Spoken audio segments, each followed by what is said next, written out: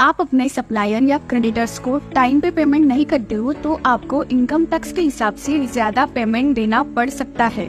According to section 43B clause H of the income tax act कहता है कि अगर आपको किसी क्रेडिटर या सप्लायर को पेमेंट करना है जो कि एक माइक्रो और स्मॉल एंटरप्राइजेस है या फिर मैन्युफैक्चरिंग यूनिट में काम करता है या फिर सर्विस सेक्टर में काम करता है, तो आपको इनको टाइमली पेमेंट करना है और ये टाइम लिखा गया है MSME एक्ट के अंदर। अगर आपका उस व्यापारी के साथ रिटर्न एग्रीमेंट हुआ है तो आपको उस व्यापारी को 45 डेज के अंदर पेमेंट करनी है एंड अगर रिटर्न एग्रीमेंट हुई ही नहीं है तो आपको उससे 15 डेज के अंदर पेमेंट करनी पड़ेगी। एक एग्जांपल के थ्रू समझते हैं। देखो, आपने अपने सप्लायर से 5 लाख का माल खरीदी किया है और 31 मार्च 2024 तक आपने 3 लाख की पेमेंट कर दी है, मतलब अभी 2 लाख का पेमेंट करना बाकी है। तो इस केस में ये जो 2 लाख है ये आपके टोटल इनकम में ऐड हो जाएंगे और इसीलिए आपका प्रॉफिट भी बढ़ेगा और आपको